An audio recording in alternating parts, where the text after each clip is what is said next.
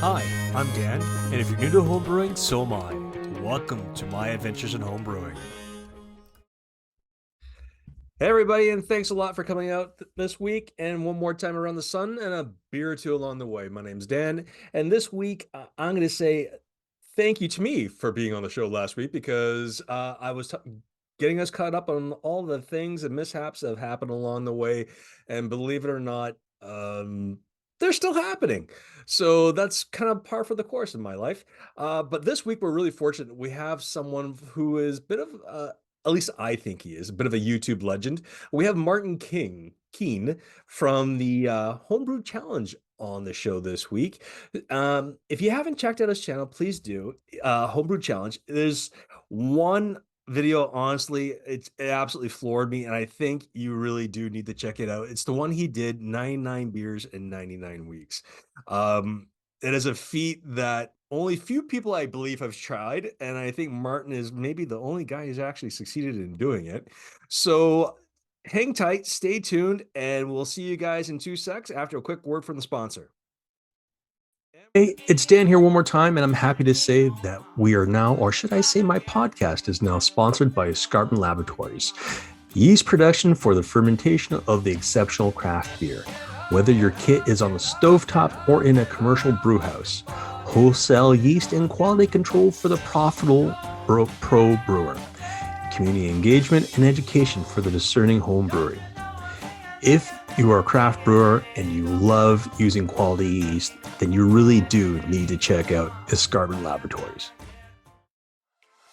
The BrewTubers online store has everything you need for your brewing apparel and gift idea needs, with a growing selection of colors and sizes for hoodies, t-shirts, and caps. Stickers and magnets? Got them. Can holders and coffee mugs? We've got those too. Be the boss of your neighborhood and the envy of brewers everywhere when you flash that beautiful BrewTubers logo at your next local brewing competition. Want everyone to know you're a part of the Brew World Order? Strike a Superman pose with that BWO logo on your chest and make them all take notice.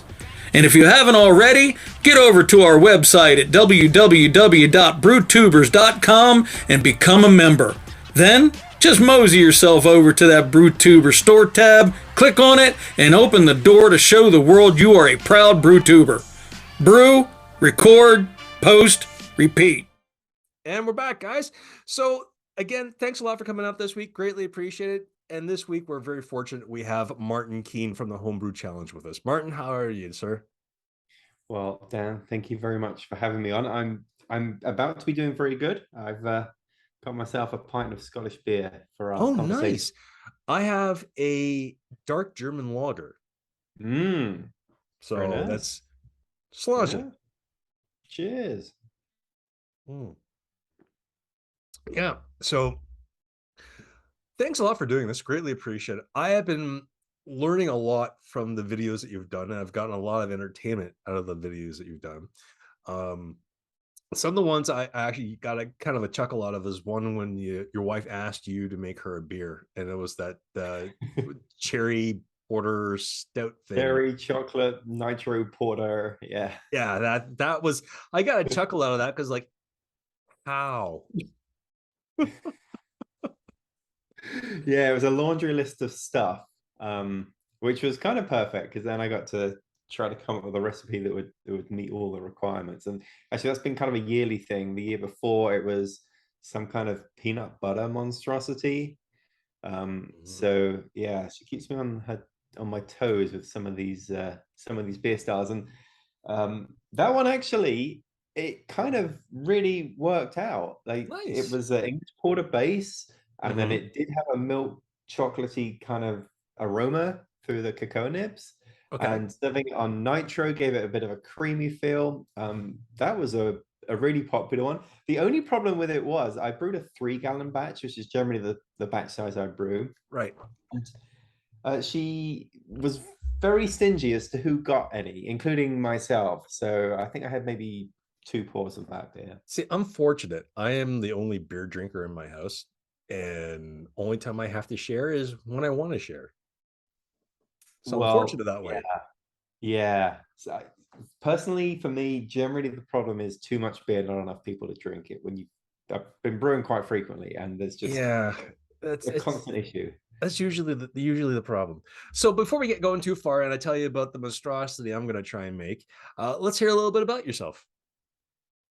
Yeah, so yeah, Martin Keane. I I got into homebrewing, oh, I don't know, like 7, 8 years ago. Started with Mr. Beer kits. Was a disaster. Could not make Mr. Beer kits very well. My beers would all taste like apple. Um, Nobody told me about Star San, so basically all my beers were getting infected. So I kind of put all that stuff away, and it's like, I guess brewing's not for me. And then I ended up enrolling in a class at the local community college, and it was taught by a head brewer from one of the local breweries, Big Boss in Raleigh. Cool. And we'd go in twice a week for theory, and then we would be taken to a local brewery, pretty much different one every week, where the local brewer there would take us behind the scenes and tell us about how to brew beer. And at the end, for our class exam, we had to brew our own beer in a commercial brewery. We brewed an English ESB. And that, along with a written test, was part of the qualification at the end of it. So um, it was an actual sort of professional training. And after I went through that, suddenly making beer at home became a lot easier because I had some idea of what was going on. So It's yeah, and amazing. right, right. It's amazing when you get exposed to the right things, how fast you pick it up. Um, I kind of started the same way. My wife got me, I guess, my very first homebrew kit, where you get the LME in a can, and you hope everything goes right. I was always People have always heard me in the podcast have heard me say this. At one point, the beer was growing mushrooms, and I was just like, Mhm. "That's not good. We're gonna stop now. We're gonna stop." And then I started working at the brewery I'm at, and it sparked that interest again. And I just started picking it up, how to do it from all grain, which it seemed to be so much easier than trying to do it with LME. I brew almost exclusively all grain now, but I did brew a couple of LME beers just recently, and even after doing this for years, weekly now, I still screwed up the extract. And the extract brewing is supposed to be easier because you're skipping a step, you're skipping the mash. Yeah. But I ended up burning the liquid malt extract on my burner, and the beer just had a very the appearance was way too dark, and it just had this sort of caramelly Yeah. burnt taste to it, and that's because I scorched it. So yeah. Yeah. I, I, I haven't scorched things, but I can say that with LME, I don't think I cooled things enough, where I probably killed the yeast as soon as I pitched Yeah. it. And you just kind of hoped it would do something. And you're like, oh, just pitch more at it. Maybe that'll work. It just never really works. But now my little home brewery has gone from a 20-gallon 3 vessel to with also a cold side of 3 fermenters, a bright tank, and a glycol chiller. So my little home brewery is growing exponentially. So it's amazing how much crap, or not crap, how much gear you pick up along the way for a hobby. Yes, I'm familiar with this gear creep thing. I started off on in the stove on the kitchen, and I ended up taking over the entirety of our unfinished basement, and it's just wall to ceiling with stainless steel stuff at this Mm-hmm. point. So we just moved, and I have now a 2-car heated garage to myself. So I have room to spread out. But now that I've spread out, I'm like, how did I collect so much stuff between equipment and ingredients? I mean, I've got like more grain coming out my ears than I never thought I would. So, and I always think, well, I've used it all. I just buy more, like whatever. I'm like, yeah, yeah. Base malt, I can never go wrong with base malt. I got 3 bins of it. It's all good. And I'm like, I got 3 bins of base malt. I got 4 Rubbermaids full of specialty malt. I've got stuff to make. Right. But isn't that a real nice thing to have grains on hand, and you can just Yes. wake up one morning and be like, you know what, I'm going to make pale ale today, and then you Hmm. look around and you probably got what you need right there. That was the thing for me, that I got a couple of base malts in the big sacks, the big 50-pound sacks, and then Hmm. got a ton of specialty malts. I would always buy more than I need and just keep the rest. So I'd end up sort of building a library of this. And then I was like, oh, okay, now I'm going to start keeping some hops and ordering them in big packets instead of the little 1 ounce packets. And then I started harvesting yeast. So yeah, you just end up with like an environment where you can at any point just think, yeah, I'm going to brew this beer, and off you go. Now that was kind of the theory. The in practice, because I'm making videos about every one of my beers, I have everything planned out like 3 months in advance. I never get up in the morning and think, oh, what shall I brew today? Let's do it. The whole thing has been planned for ages. But in theory, Yeah. you have that It, option, yeah, it is a nice option. So, right? how did you get started? Not You've already covered how you got started, but let's hear about some of the oops that you've done along the way. I mean, we've all had the oops. I mean, I've already said one where I was growing mushrooms inside of the fermenter, which was like the old school plastic bucket. Yeah, right. I mean, I think I have made every process error that you can possibly make along the way, because I have brewed maybe close to 200 beers at this point. If there's like a step along the way, at some point I did it wrong, screwed it up horribly. Like, didn't close a valve and the hot wort spilled all over the floor. Yeah, check, done that. Put the beer in the fermenter, walked away, came back a day later, saw it wasn't fermenting. Oh, you didn't put the yeast in. Like Hmm. all of this stuff. But when I started out, after I'd been to this class and I'd graduated, and I was supposed to now be like, I could be a commercial brewer, or at least start to be one, because I learned the stages. I decided to start a YouTube channel, and this really predates the channel I have now. The channel I have now is called the Homebrew Challenge, and it started off with brewing 99 beers in 99 weeks. But prior to that, I would just brew stuff and put a video out. But I called that channel Homebrew How To. And the ironic thing about Homebrew How To is I really didn't know what I was doing. And it was really a sort of homebrew how not. Yeah. Uh, but it became such an educational tool for me, because I would post something like, here's how to make a hazy IPA. And Hmm. then the YouTube comment section would tell me that that is definitely not how you would make a hazy IPA, and tell me what I was doing wrong. So it was a case of we'd do stuff. Just a buddy and I would be brewing, and then we'd like put this video out, and then then we'd find out how to really do it. So Yeah. that's been helpful. In terms of things that have gone wrong, I mean, I think the most infamous thing when I was doing the 99 challenge, and I guess I should explain what that was. The challenge itself was the BJCP style guidelines have all of their beers listed, like, so style 1A is American light lager, and Yep. style 1B is American lager, and so forth. So there's a list of them, and if you go through the main styles, there's 99. So it's like, right, I'm going to brew every single one of these styles. All right. And some of the styles I was familiar with, a lot of the styles I'd never even heard of, let alone tried them. So it was very interesting to kind of try this out. But anyway, as I was going through it, I got to the Rauch beer, which is smoke beer, German smoke beer. And I decided that I was going to go all in on the smoked beer. And I decided to pick out cherry smoked malt as my base malt. Okay. And I used, I think it was 95% of the malt was this smoked malt. Oh no. And I sort of had a clue at the time that that was unusual, because when I went to the homebrew store, they only had it in this tiny little jar. And I was like, well, I need like 7 pounds of this. So they had to go out back and find a sack of it. And when I got it home and milled it, it's like, my goodness, the entire brewery smells like a bonfire already. Hmm. And it wasn't until I made it that I realized that the guidelines said to not exceed 30% of your total grist is to be this smoked malt. And ideally, 5 to 10% would be smart. So I ended up with this murky brown thing that as soon as you poured it, it just smelt like ash. Yep. And that was the only beer of the 99 beers that we did the tasting. So I always do a tasting with a friend or whatever on camera, and we try the beer.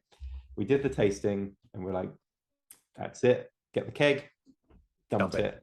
Yeah, undrinkable. Yeah, So that's the thing with smoke malt. You have to be so careful with that stuff. It's just so right. potent. Oh, it really is. And I ended up revisiting the smoked malt a couple more times as I went through the 99. There was one style, I forget what it's called, but it's a mixture of smoked malt and sour beer. So it was a kettle soured beer with lactobacillus Yeah. plus smoky malt and it's like a Rogan beer, I think it's called. And it was Oh, yeah. mm, that was maybe okay, but honestly, any of the beers that I made that involved any sort of smoked malt just were not for me. Yeah, I've made a was it a smoked honey order, and it was called it said, oh yeah, I'll use like 7 ounces of smoked malt. I used four, and it was Yeah. perfect. Yeah. Yeah. It's I just think if you're subtle about it, that probably actually comes out quite nice. yeah, it's better to err on the side of caution, especially when using that style of malt. I find anyway is because even if you go to where they say the recommendation, it's you're going to have your palate say yes or no. If you go lower, you're like, well, it could use a little bit more next time. You can come up 1%. You can come up 2%. That's right. But you It can't take the smoke out. exactly, exactly. I mean, one of them, like I mentioned before, there's a monstrosity I'm going to try and make, and you may laugh at this because it's a total Canadian stereotype. I'm going to be making a stout, an imperial stout, but I'm going to do it with maple bacon donuts. Wow. Actual donuts are gonna go with the mash or something? Wow. Yep. So we have a great donut shop in Ottawa called Susie Q Donuts, and they make the best yeast raised maple bacon donuts out there, and they're made every day because they sell out every day. So I'm gonna go and I'm gonna do a small batch of this because I have my Brewzilla and I have the big system. I'm not gonna go full out on the big system because I don't know how it's gonna turn out. Go on the Right. small side. If it doesn't go that great, well, it's not no harm, no foul. But everyone's saying, well, you got to worry about the grease, you got to worry about from the bacon. There's all this, all that. I'm like, well, I've talked to the guys at Genus Brewing. I've talked to my bosses uh, at Straight Out Brewing Company where I work, and a few other people here and there, and they've all said that the grist or the grain bed will act as a filter and catch the grease. Interesting. Yeah. I mean, that would be my main concern is the donut and the bacon, Yep. both full of fats that you do not want in the wort, right? So yeah, that will be interesting. It's going to be interesting, but that one's going to have to wait because there's other beers that have to get made. Like I've got uh, an Amarillo hop and tangerine pale ale I'm going to be making. There's actually there's a club I'm a part of called the Brew Tubers, and we have a competition going on that an experiment I should say with help of one of our sponsors who's supplying the yeast and the hops that we're gonna there's six of us gonna make the same beer and do a comparison and see how it all turns out, and it's Oh, all fun. different varieties of this one hop being a straight T90, a hop extract, or kind of like a cryo hop. It's not Yakima Chief or whatever else, but it's similar to that. So that's about all I can say because I got told I can't say anything else until after the experiment's done. Yeah, that sounds like fun. So you're going to keep all the same recipe, but there's Yeah, going to be a variable which will be the hops that you change each one. absolutely. Yeah, Yeah, great. yeah. So now going forward into your channel, what do you find that you found out along the way that what you like about home brewing and what you kind of like wish you never really had to do? Well, I mean, like when I did the class, they told me that home brewing is basically as a brewer, you're primarily a janitor Yep. because it's all about cleaning, cleaning, cleaning. It's like, yeah, that's definitely true, you know. And when I put the videos together, there I am, like, you know, stirring the mash bed and adding in hops and all the fun stuff. And then I never film the bit where I'm rinsing everything with star sand, leaving it overnight, coming back the next day. Oh, it's still not clean. All that. That part, if there was like a dishwasher that would just work with brewing stuff and you could just like pile it in there, that'd be fantastic. That would be Um, that would be wouldn't great. it? Wouldn't That'd it be be nice to awesome. get rid of Well, the I cleaning read that part of you're an inventor. Why don't you invent it? it? Yeah, right. Yeah, right. It needs to be like a certain shape that's going to fit the kettle and deal with all of the grain that's in it. Yeah, that would be nice. But Now the isn't it things that also I've called sort a of, pressure washer? well, yeah, you know, when I was with the Clawhammer guys, I went up to Asheville and brewed Yeah. my 99th beer with them. And their cleanup involves basically dumping the grains behind the shed out Yep. back and then hosing it all down outside, you know, very haphazardly. Whereas I'm being careful not to get water on the walls and the floor and all this sort of stuff. So, yeah. Yeah, but where they brew is not actually like where any of them live. That's just like that's their headquarters, isn't it? That's right. Yeah, they have basically it looks like a house from the outside, but it Mm. is a video studio and brewery. Um, That's yeah, pretty you awesome. know, I mean, I don't know if they have this in your brewery, but when I first started sort of specking out my unfinished space, the thing that I really wanted to get and I didn't get because it was turned out to be too expensive was a floor drain where it all, you Yeah. know, you could just go like crazy and then everything would go down into the floor drain. That was like the one thing I was wanting to do, but it was just impractical. Yeah, no, there's no floor drains here, unfortunately. If I was to do it, it would be going straight into a septic tank, and then I'd be SOL because all Hmm. the cleaners and things that go into that septic would not be conducive to everything else that's going into a septic tank. So I'm relegated to using a gigantic rain barrel. Oh, It all okay. goes into the rain barrel, and then I'm trying to work it out where I have a friend who has a pickup can come and take it, and we can take it to where I work and put it into our wastewater tote. Okay. So So that sounds like the friend with the truck needing to shift the heavy yeah, the yeah. Well, heavy it's signal. the two like I got two 10 gallon to 20 gallon. I think they're probably tens 20 gallons uh of water is heavy. barrels that I Yeah. can just dump all the wastewater into.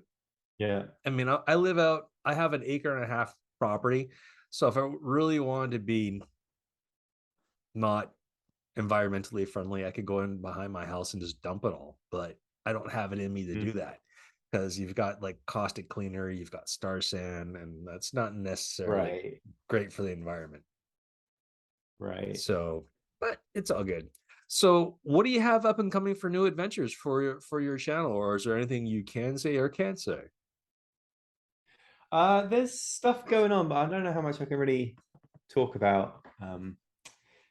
But I can talk about some of like the immediate stuff that's happening. So Sure. I've just fermenting a beer at the moment for an upcoming video, and you know I've been focusing on styles. I said 99 styles, and then since then I've done about 30 more beers, and they've all been a specific style.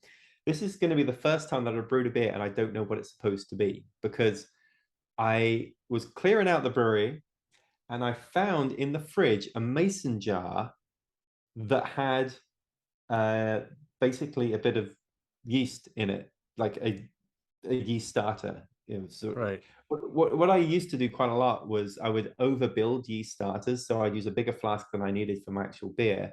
And then I'd just siphon off a little bit of that, put that in a mason jar, put it in the fridge for a few months, and then I've got yeast if I need it. And I haven't done that for a long time. So I found this yeast in the mason jar and it wasn't labeled, and I have absolutely no recollection of putting it in there. Oh So no. I do not know what this yeast is. So I decided that I would make the beer with this mystery yeast. And because I don't know what the style is, I don't even know if it's ale or lager or what temperature to do it at or anything. So I just made it as a smash beer, like Yep. 100% Pilsner malt. And then I picked a bittering hop and just added the yeast to that. And then basically fermented at room temperature, so around 20 Celsius. And Okay. I'm about to get to the tasting of that to see, firstly, is it drinkable? I mean, it fermented and like the OG and the FG all look good and whatnot. But then secondly, is there any way to identify what the yeast is? Right. You have no idea what it is to start with. Like, could I at least tell if it's a lager or an ale? Can I tell if it's like a Belgian saison sort of thing or a clean strain? Yeah. Touching on this part about your yeasts and things like that. I mean, I hope it's not the La Fin de Monde yeast, because that stuff is a hard one to get past if you don't treat it well. Right. So I've seen on your channel that you've actually had quite a few collaborations or guests on your channel. You've had Sarah Flora, you've had the guys from Clawhammer. What do you find that through these collaborations that homebrewers are actually getting stuff out of? I mean, I know I'm learning stuff because I'm a beer geek, and anything I can siphon out of people to help me out along the way goes a long way. What are some of the things you hope homebrewers actually take out of some of this stuff? Yeah, I mean that's been very interesting as to what people are actually taking out of it. I mean, in terms of the collaborations, I didn't really do any of that for a very long time, and I was just focused on doing my own styles. And then I ended up doing one. I was like, okay, actually, I think the only thing I want to do at this point is collaborations. Like, there's a whole bunch of brewers out there. I just want to, work with them on different stuff because there was all so much fun and just Yeah. brought a different perspective on things. So we would challenge each other of like, here's a recipe, you finish it off and brew it and send it to me and that sort of thing. Or we'd work on the beers together, like coming up with a single beer and split it between us, that sort of thing as well. All remote because I'm in Raleigh, North Carolina, and everybody I collaborated with was someplace else, Yeah. pretty much. But you learn a lot from that. And also because we were all YouTubers, we kind of learned a little bit about how we did the videos as well. So like the way that Sarah puts her videos together is completely different. The whole process is completely different to my process. So it was really interesting comparing notes on how she did it. I worked with Trent Musho, who has the Brew Show, which is Yep. super high production quality stuff. He works in video professionally and clearly shows.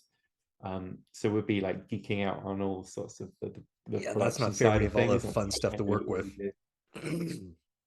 Yeah, yeah. So that's been fun. But in terms of what have you sort of learned from that, the thing really where I've learned the most has been with the comments that the viewers have left.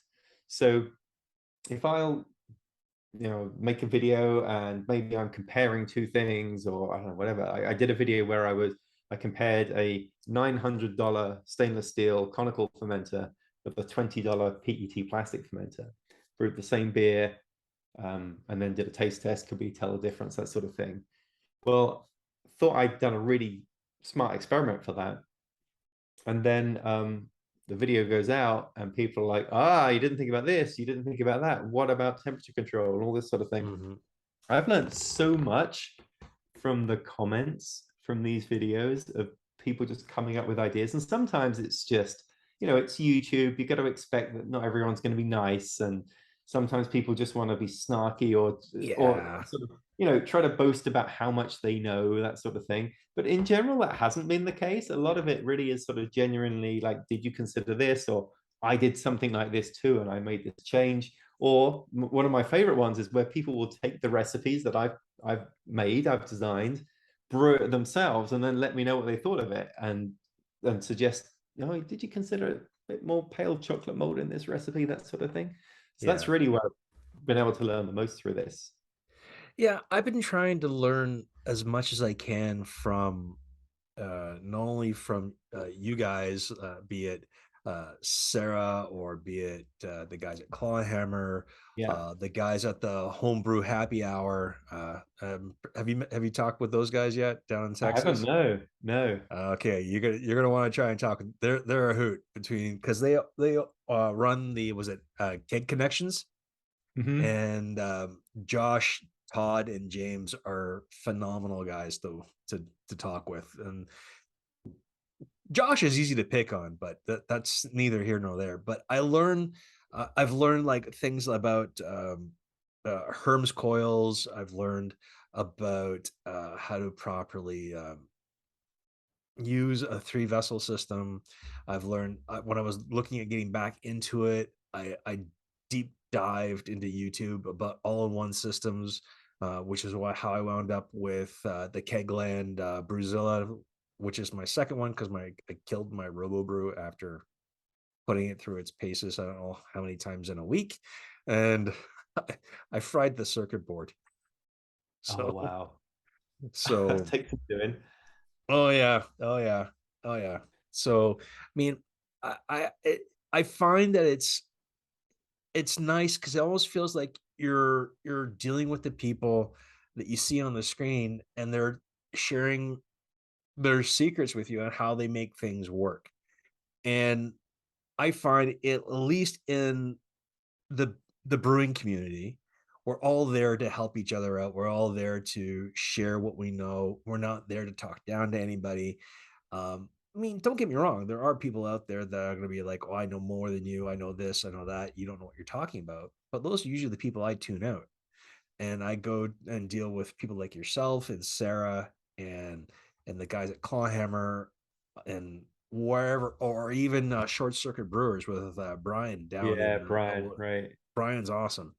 And Yeah. those are the guys I deal with, or even the guys out in Washington State, Peter and those guys at Genus Brewing. Uh, they have some great stuff too. But yes, you're Right. right. Right. You're right. There's always going to be that one person who's going to want to leave a snarky remark, but it's also so easy just to block them. Yeah. Don't feed the trolls. Never reply to those. Some of them I'll read them out to my family. We like have a real good laugh about some of them. Um, but you're absolutely right. Like I think this community really is a case of everyone being very supportive to each other in general. Hmm. The other thing that kind of surprised me a little bit is once you do have like a little bit of a following and you're putting out videos and people are regularly watching them, you end up generating this authority, which sometimes I feel is a little misplaced. So Yes. people will like take a recipe that I've done and go to great lengths to recreate it exactly, as though I am like some professional brewer that has put together 50 variations of this and I just stumbled across the one that's perfect. I mean, that is absolutely not the case. When I was brewing a different style every week, which is really what I do even now, I am not an expert in that style. I'm like just sort of coming up with a recipe which I think sounds good and it uses ingredients that I like, or I'm going for some Yeah. particular idea. There was one video I did. Um, I think it was a New England IPA, how to brew a New England IPA. And I went through a very elaborate process of how to do it because I wanted to minimize oxygen exposure.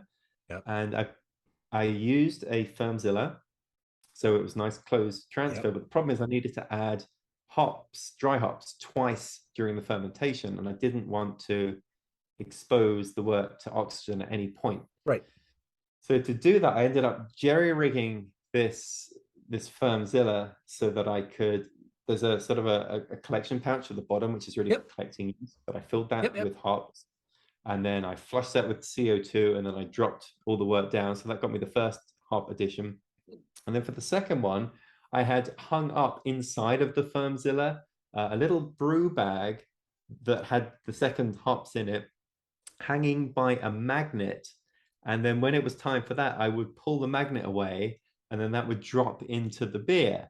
So that now I've got my second dry hop edition, and I hadn't had to open anything up. My I mean, goodness. this was just like over-engineered stupidity. And one of the viewers then went through and he was asking me a lot of questions. And then he told me that he'd gone out and ordered the exact same system down to the magnet that I'd used in order to perfectly recreate what I'd done. Oh shit. It's like, yeah, I'm just messing around in my basement. This is not necessarily the best way to do anything. Yeah. Yeah. So I did a lot, like I admit it. I'm like that guy because I saw I forget what channel I saw it, but they were using a dry hopper. It was Brian on Short Circuit Brewers. He had got a dry hopper from Brewers Hardware. So it fixes to your fermenter via tri clamp, and Oh, it's like yes. got a sight glass Yeah. with a dump valve on it and a purge valve on the top. Right. Yeah. So you keep that one part closed, you purge it full, put your hops in, cap it, purge it full with all the CO2, and you just open it up and it just drops straight down. And I'm like, how easy is that? Here I am before going, I gotta pry the bucket open, throw everything in, hope to God it Right. works, or I'm gonna open up this one port on this lid. Hopefully, I don't let too much oxygen in, and everything's gonna work out. So I can understand what your viewer did because I did the same thing because I went out and bought that dry hopper to make my life easier. Oh, I mean, half the stuff that Brian shows, I'm doing like messaging him like, where did you get that? Can I get that? Actually, Kegland, they sell something called a hot bong now, which is basically Yeah. what you were talking about, and it can be pressurized as well. So you can really flush it with CO2 before you drop whatever's in there. I've been sent a couple to try. I haven't actually used it in a beer yet, but Okay. I do like that idea of, and I was thinking of using that even to make fining additions. So rather than opening up uh, the fermenter to put in some sort of fining agent at the end during the cold crash, I don't want to do that either. I want to keep everything closed. Right. So you could put your finings, your gelatin, or whatever you're using in there, drop that in, and then again you haven't exposed the fermenter to any air. Yeah, I haven't had too much problem with finding agents because I've been putting everything straight into a bright tank, and I've been blasting it with cold for like 2 or 3 days before I even start trying to Uh, carbonating it, and it just makes yeah. everything drop to the bottom. Oh, before the carbonation, Yep. that that probably helps. I hadn't tried that. Okay, well, something to try next time. Yeah, I always, as soon as I've got the beer in the keg, I will um, carbonate it to, or put it Oh under yeah. pressure at 30 psi, like straight away, and then leave it for a day. Um, so it's not really having any time to settle because I'm sure that's, it's causing all sorts of activity within the keg and bubbling and whatnot. So Absolutely. yeah, that's interesting. So what's your take on stainless steel versus plastic? I mean, I started out with a plastic bucket, then went to two Firmzillas with cooling coils to now where everything I have is pretty much stainless steel. Yeah, I have. I mean, the mystery beer I just did was in a Firmzilla, so that's plastic. But I do have a couple of stainless steel conical fermenters, which I really like. Yeah.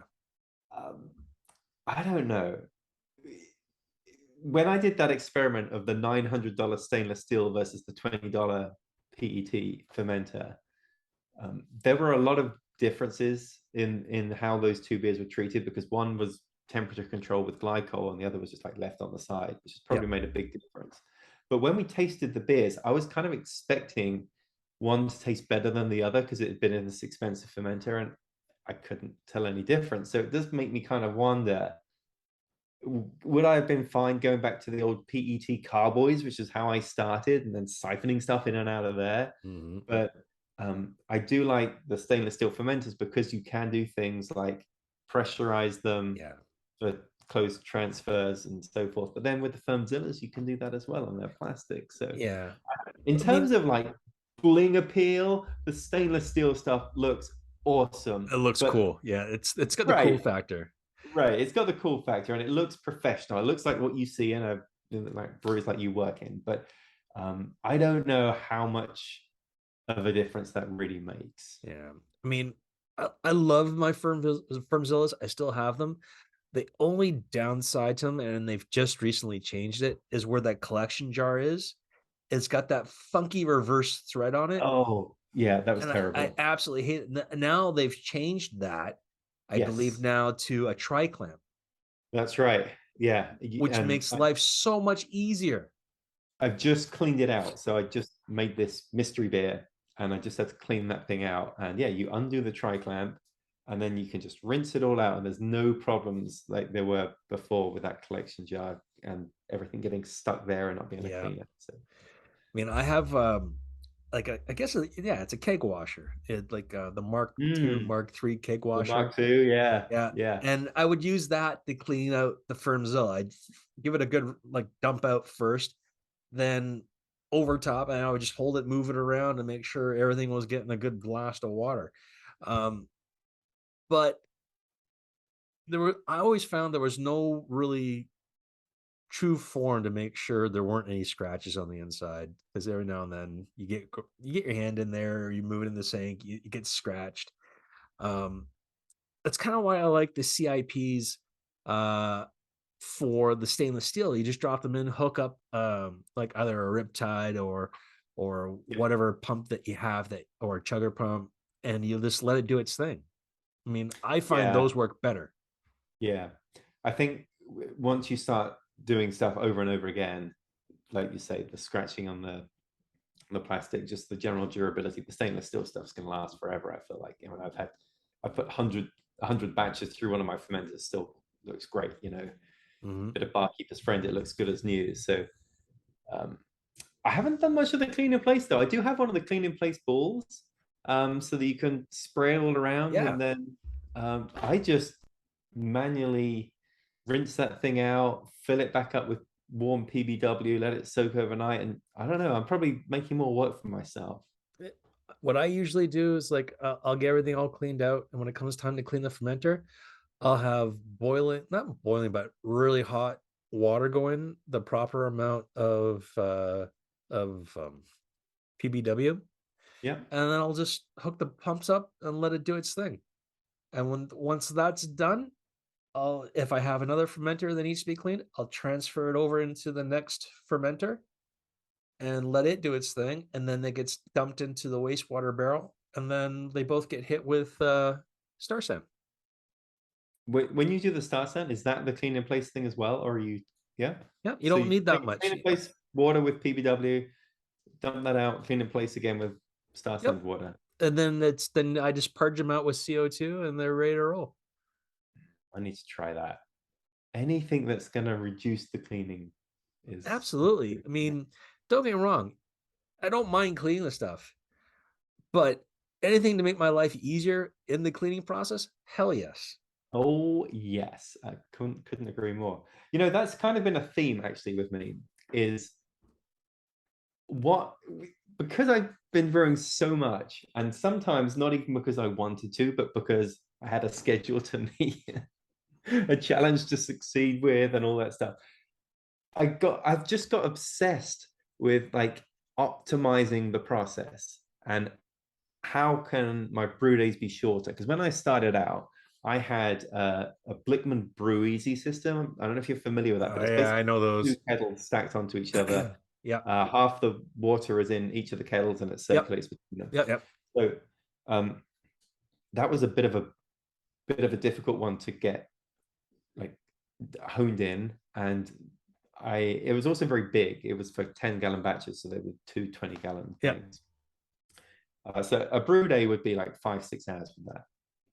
And now I've got it to the stage where within 2.5 hours, I can go from stepping into my basement and turning on the cameras and turning on the water to having left with everything soaked and the cameras turned off in 2.5 hours.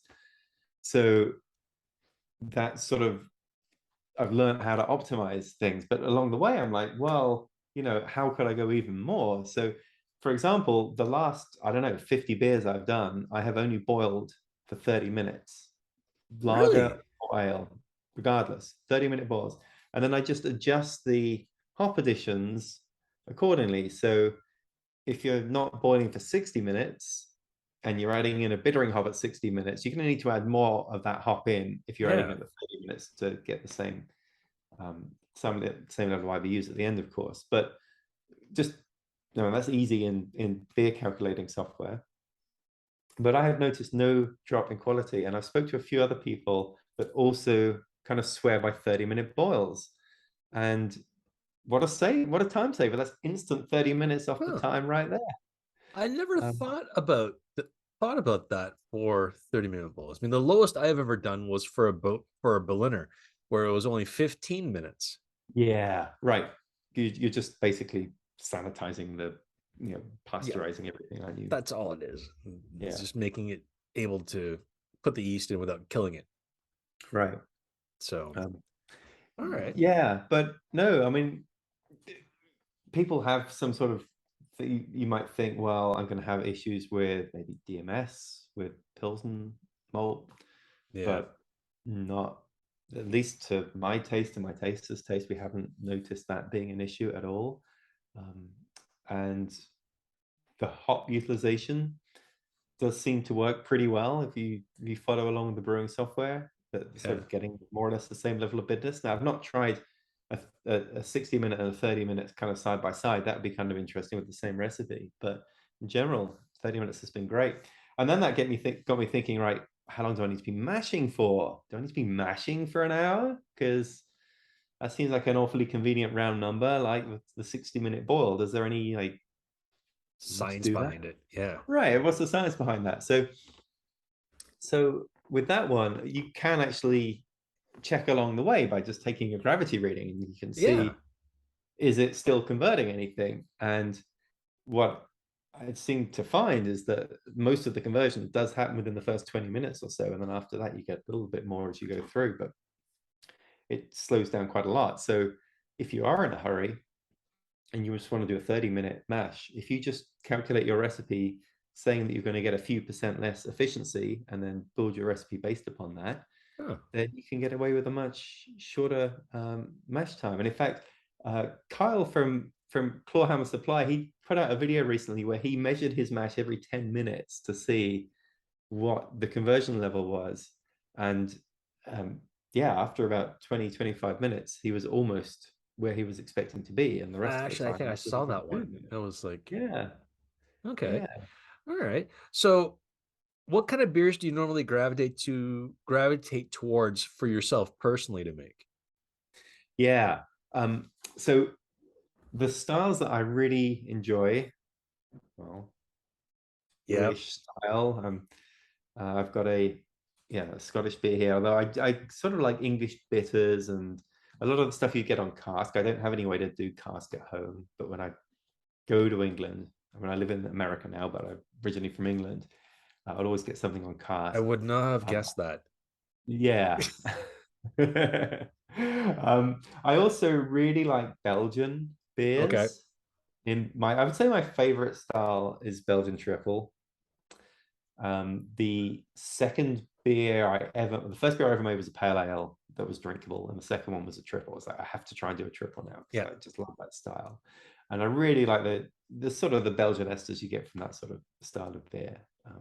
So those were what I found myself doing was I was just cycling through the same 3 or 4 styles over and over again. So I'd do a British bitter, then I'd do a Belgian triple, then I would do an English porter or a stout, and then I would do a pale ale, and then rinse and repeat.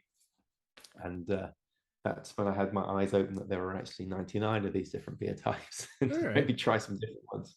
Have you tried making any historic beers? Yeah, I did. I went through the pre-prohibition porter and lager.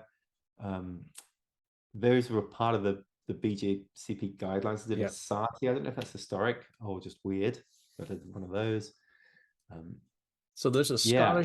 I made a historic Scottish beer that's not in the BJCP, which is, I don't understand why it's not.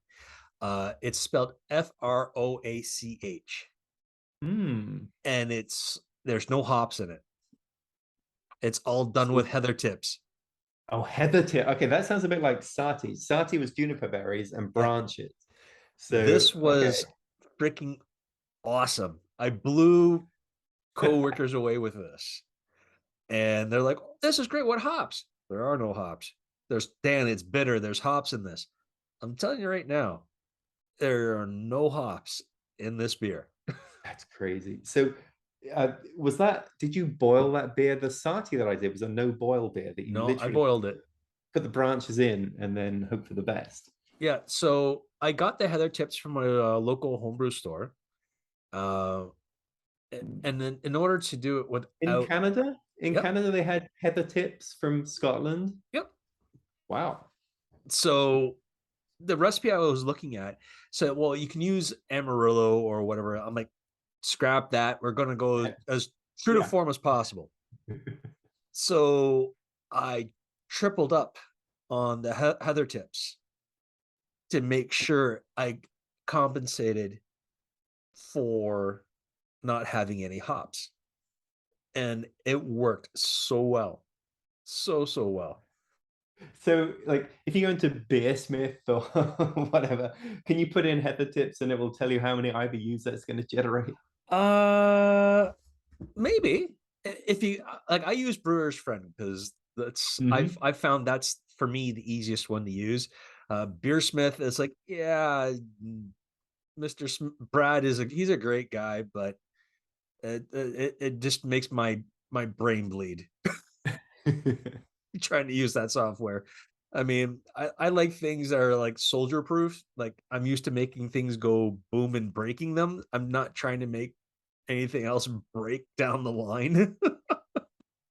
So, but Heather, I'm not sure if there's a way to measure the Heather tips. I'm pretty sure if you put it in there, it would tell you. That's crazy. Yeah, I mean, that was actually pretty cool. And then I did one with only elderflower, Yeah. which worked out pretty good. And but they both mean I'm not, don't get me wrong, I love a good beer, but I'm not the biggest IPA guy. But these came out very close to where my breaking point was for a pale ale, because it was bordering on being like that IPA flavor, and I'm not too big on. Don't get me wrong, they're good. They're just not necessarily something I would normally gravitate towards. Right, right. It's kind of been kind of interesting because I would start to really appreciate IPAs a lot and was making a lot of IPAs and pale ales, and double IPAs, and all this sort of stuff. And now I'm sort of gravitating the other way and going for the more malt forward beers Yep. again. And I mean, obviously, like British bitter, despite the name bitter, is very malt forward. Oh And yeah. but also just like the German lagers and Kolsch's and stuff like that, which I don't know. Before I would be like, yeah, it's just kind of watery beer. But I think once you sort of you learn, um, you start to learn the craft a little bit. I think it's quite easy to dump a lot of hops into a beer, and it can cover up all sorts of issues you had with your mash and whatnot, and no one's going to notice. But Yeah. if you're brewing a German lager, you better get your fermentation temperature right because it's going to be very obvious if you didn't. There's no hiding. Right. So I really sort of, I think, started to appreciate that a bit more, and then it's ended up affecting the beers that I like to drink. Absolutely. I find that too. I find that some of the people that I know who homebrew, they're like, oh, I screwed up. I just threw a bunch of hops at it. I'm like, well, why are you just throwing hops at it for the sake of throwing hops at it? Now you're just making a hop bomb of a beer. You're not going Right. to get any taste of the malt or any other any I think extra you might have added into it for flavor. All you're going to get is nothing but a straight bitter. You're not going to get any extra aroma out of the hops. You're not going to get any extra flavor. You're just going to get straight bitter. And unfortunately, that's why I find a lot of people when they're first starting out in homebrewing, like, okay, I made a mistake. Um, hops, hops are my friend, and they just throw hops at it. I'm like, okay, that's your call. I mean, you're drinking it, not me. I mean, what do you find that some of the mistakes that homebrewers do, and they just think, well, it is what it is, and just go for it. There's the thing that I used to obsess about was the gravity and efficiency numbers on brewing. So you put in to your brewing software your ingredients, put your efficiency of your system in 70%, whatever it is, and then it'll give you what the original gravity and the final gravity should be. And if I was off by a point or two, I'd be quite upset that I'd ruined the beer. And that is absolutely not the case because now I've been through and missed my gravity for whatever reason. I often don't understand why, but if I've missed it one way or the other, it hasn't like resulted in a terrible beer because of it. And often I Yeah. think it would probably be indistinguishable. But I know people that would be very concerned about getting that right and would add sugar, into the boil to try to to boost the numbers, Yeah. or boil for longer to distill the wort and that sort of thing. And I really have chilled out over that sort of issue now because I haven't noticed it making any difference. Yeah. Yeah. That's one thing I found too is like people fixate on numbers. If Right. you're The if you're numbers. if you're off a little bit, you're off a little bit. It's not gonna break the bank. Right, right. And there's certain numbers that we can measure and therefore are going to put more weight on than the numbers that we can't measure. Like IBU, for example, Yeah. I can't measure if I really got the utilization that I was expecting from that. So I'm not going to be throwing in 2 more hop pellets than I would have before to try and reach a number because there's no way that I can measure it. And then color as well is very subjective and it's often not very clear what the color is going to be until the beer is actually finished. So it's not like you can look at a beer and easily measure the SRM of it and make adjustments accordingly. But things like the gravity, well, all I need is a hydrometer or whatever, and then I can measure it and then worry about it. So when it's very quantifiable, or boil volume and all that sort of stuff, when it's very quantifiable, then you might worry about it. And the other stuff that you can't measure, you wouldn't worry so much about. I just don't worry about any of it so much anymore. Try to do the basics right, and typically you get beer. Absolutely. So we're coming to the end of this. What words of advice? I can't even talk right now. What words of wisdom or advice would you have for homebrewers? Did somebody do the relax, don't worry, have a homebrew already? Oh yeah, Yeah, I think maybe probably. it's Yeah, being done. that's been done. That's been done. That's been That's done. cool. Everyone knows My that one. yeah, my I don't know if I have any words of wisdom, but the thing that I would just say about all of this is the whole aspect of experimentation has been the most fun, and doing stuff that you would not be able to easily get at the store has been really fun as well. So you mentioned brewing with heather tips. Now I don't Yeah. think you can really go out and find the beer very easily like that. For me, when I was looking at some of these beer styles that I'd never heard of before, let alone would not be able to go to a bottle shop here and find them, Yeah. being able to learn about the style and then brew them up as was very, very interesting. And even in the time that I've been brewing, craft beer has become much more popular. There's breweries on every corner now.